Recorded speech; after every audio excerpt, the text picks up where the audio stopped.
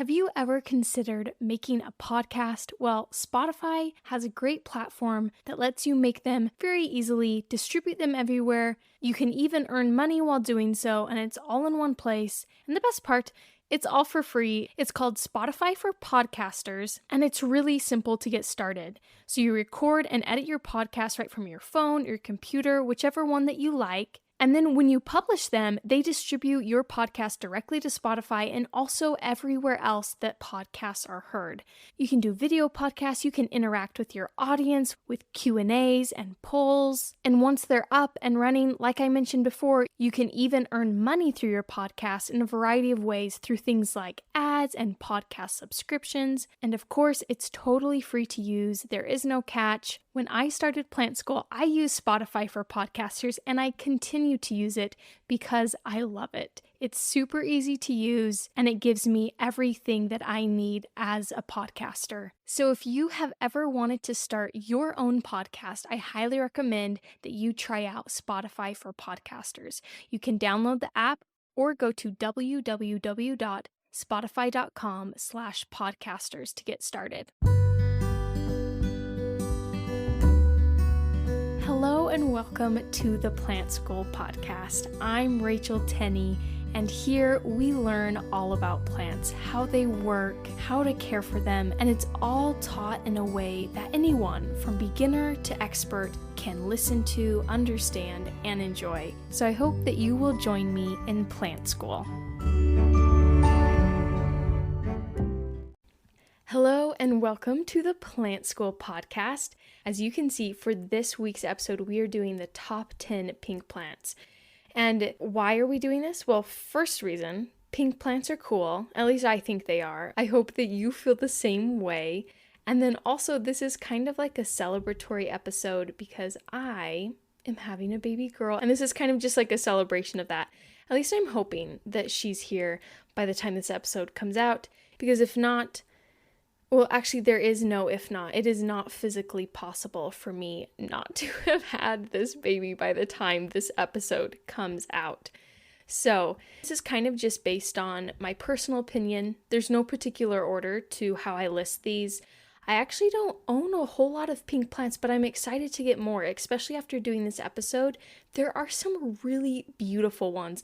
And there's one in particular that I really want to get. I think I'm going to get it before this baby comes, just as a present to myself for going through what I've gone through for 9 months. But anyways, before I start going into these plants, these top 10 pink plants, I want to say that to keep a pink plant pink, you need to be giving them adequate sun. If you take any of these plants and you put them in a darker area, they are likely to lose a lot of their color, their personality. This is very similar to how your average variegated plant acts. If it doesn't get enough sun, it will start to revert back to its solid green form. And this doesn't happen all the time, but for the most part, this is what will happen. So make sure with all of these plants, give them adequate sun is my number one tip before we dive in. All right, so number one to start off is the pink princess philodendron. I feel like this is maybe the most quintessential pink plant out there. And with all these plants I'm going to list off, I'm going to describe them for you, tell you if they're hard or easy to care for, and then the average cost. So quick little synopsises of them. So the pink princess philodendron, it's this slower growing hybrid philodendron. It has heart-shaped leaves with dark purple or green, and it has pink variegation on them. And like I mentioned earlier, this plant is going to stay pink with adequate sun, so it needs bright indirect sunlight. Like most philodendrons, this plant is easy to care for as long as you give them plenty of light, humidity, and consistent watering. The average cost for a small size plant, it's about $40 to $90. Since they are slowly becoming more affordable, that price is sure to go down. It's just the supply hasn't quite caught up with the demand. They're still very popular, but kind of still hard to get a hold of. This is actually the only pink plant that I currently own is a pink princess philodendron. Shout out to my friend Chloe. She was on the podcast earlier. She was selling these, she had rooted some cuttings, and so I snagged one from her, drove to her house, picked it up, and yeah, it's the only pink plant I own. It's adorable. I'm really hoping that it can take off and that I don't kill it because it is a philodendron, and how hard could it really be? But so far, so good. I need to make a plant shelf in baby girl's room, and maybe I'll start like a pink plant collection. I actually really love this idea. Okay, I'm going to run with this. I'm going to have to buy some of these ones on my list. But anyways, let's move on to number 2, the pink polka dot plant. Scientific name is Hypoestis phylostachya. It has these ovate green leaves, and they're kind of spotted with these rose, pink, or lavender specks on them. They're fairly easy to care for. They really love humidity, so that's like a must for these guys. Whether that's like keeping them around a lot of plants or having it by a humidifier or using a pebble tray, they really do well with that extra humidity. And they are very affordable. Small ones are $5 to $15. They go up from there, but they definitely aren't really expensive. Number 3 is the pink nerve plant, or Phytonia albivanus. This plant is actually very similar to the polka dot plant. It has those green leaves, and what is pink on them is not specks, but it's actually the veining of the leaves. So they can be pink or more of a reddish color. And like the polka dot plant, they are not very hard to care for, but they do need humidity, and they don't do well if they dry out.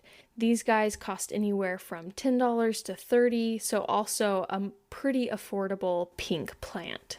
Number 4 is Aglaonema pink, Anyamani, and this plant, it's kind of taller. It has these heart-shaped leaves with pink and green ribs and edges. Some of them have more speckly leaves than others, and ag plants are notoriously easy to care for. They're durable, they require really standard houseplant care, nothing like extra or special.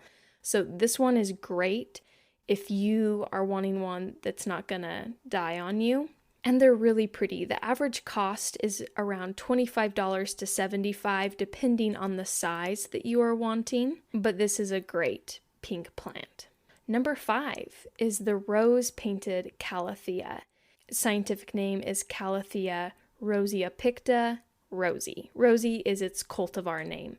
So this plant is a clump forming plant. It has dark green leaves with a pink midrib, and it has these beautiful stripes. They're like little streaks, and the pattern on them is just really stunning. It looks almost as if someone has come along and just painted this leaf.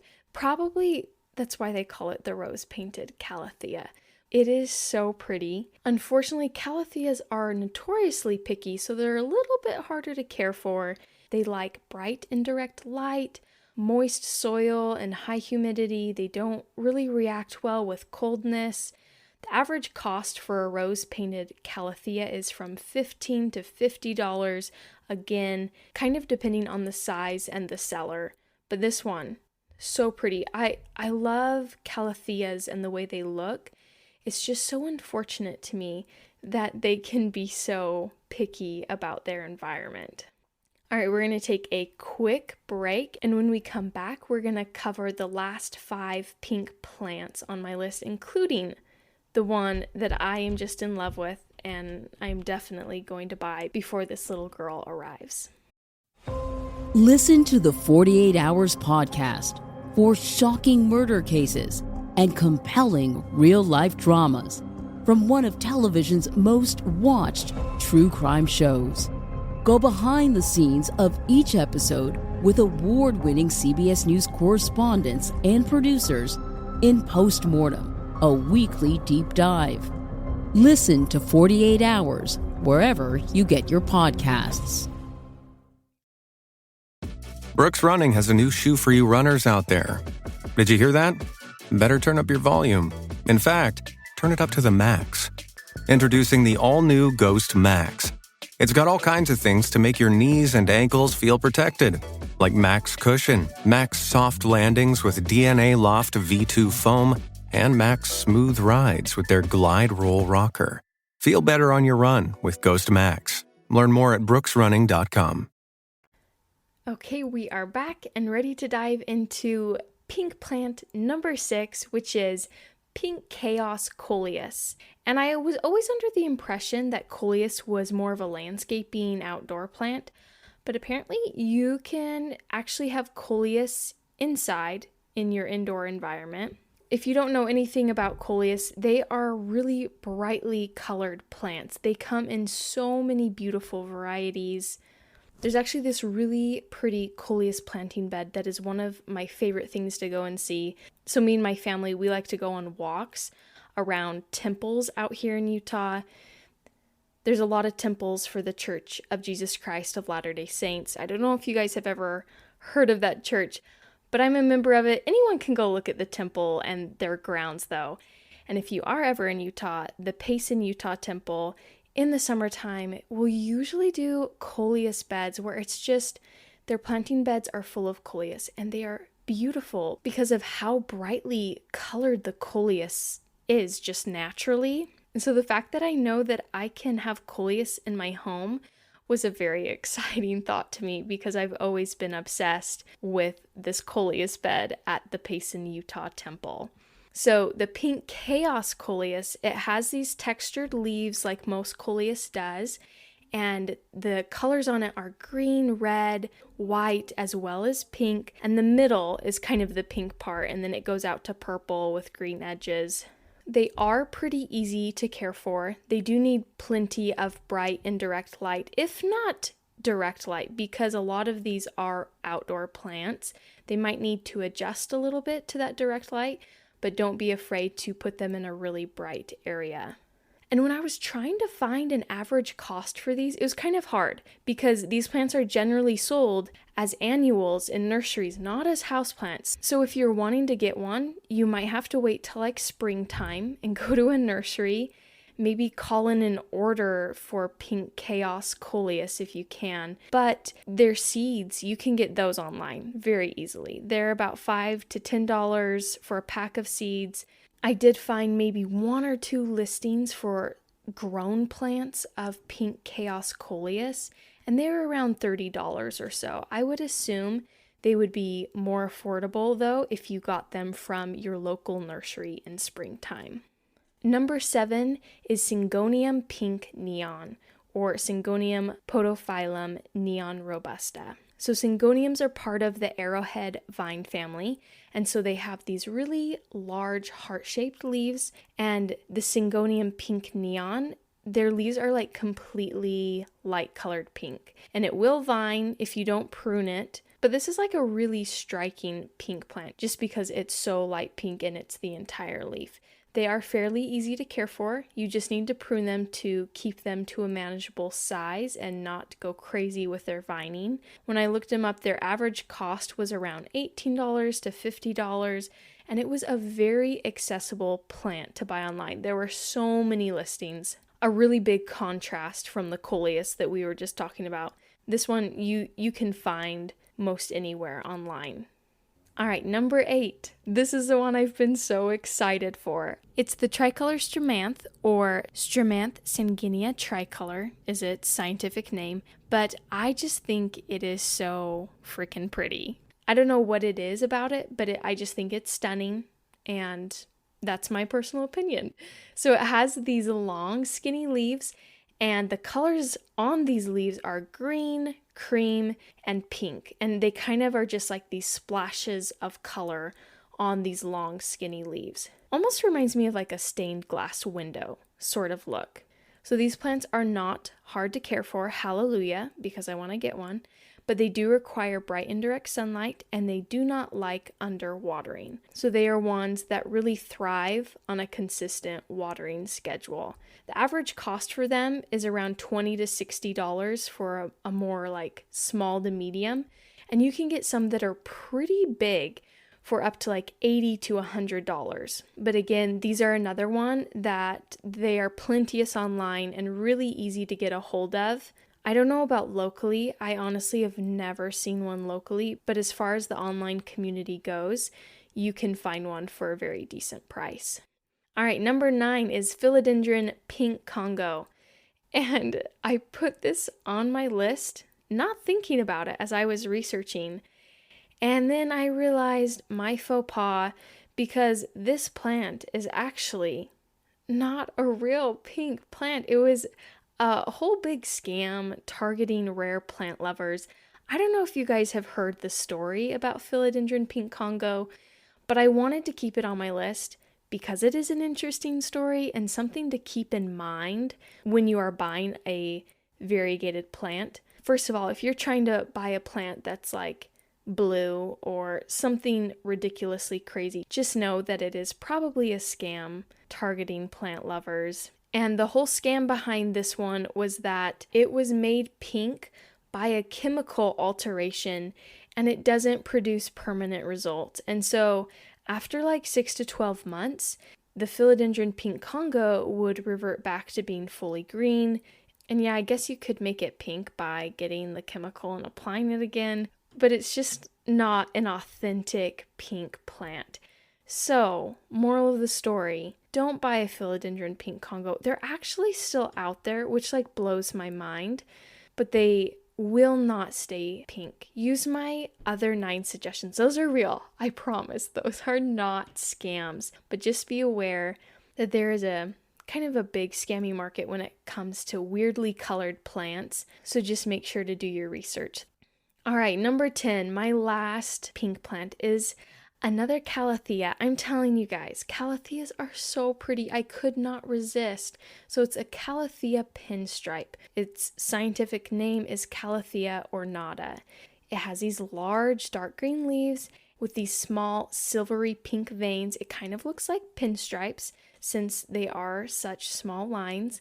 And they have these beautiful deep purple undersides to their leaves. And like I mentioned earlier, Calatheas, they can be notoriously picky if they don't get enough humidity or if you underwater it. So they are on the harder side to care for. So if you aren't down for a challenge, don't pick a Calathea, even though they are pretty. You can go for it if you want to. Do what you want. I think they're beautiful. They're just a little picky. That's all. But their average cost is anywhere from $20 to $50. I feel like I've seen these pink Calatheas often, even at like local hardware stores, local nurseries. They're pretty easy to get a hold of because Calatheas are so very popular, despite them being such picky plants. And with that, that is my top 10 pink plants. I hope you guys enjoyed listening. Maybe you heard one that you're like, you know what? I think I want to try that. I think I want to bring a pink plant into my home. It's a really fun like pop of color to have in your houseplant collection or just in your home in general. I mean, if you guys want to join me, you can get the tricolor Stromanth. That was my favorite one, and we can start trying to grow it together. Or maybe you already have a lot of pink plants and you can just add a few from this list. Anyways, I hope that you guys have a great week. Thank you so much for listening to the Plant School podcast, and I look forward to having you back here for a brand new episode in 2 weeks. Thank you so much for being here and for listening to the Plant School podcast. I hope that you will join me for our next episode. And if you would like to support this podcast and keep it going, there's a link down in the show notes of this episode where you can donate to this podcast. And I really appreciate all that help. Or you can go to my merch store, which is also linked in the notes of this episode. And you can find some really cool plant-related shirts and stickers. And if you want to support the podcast but spend no money, feel free to share it with a friend, leave a review. All these things greatly help me out and allow me to keep doing this. Again, thank you so much for listening and for being here at the Plant School podcast.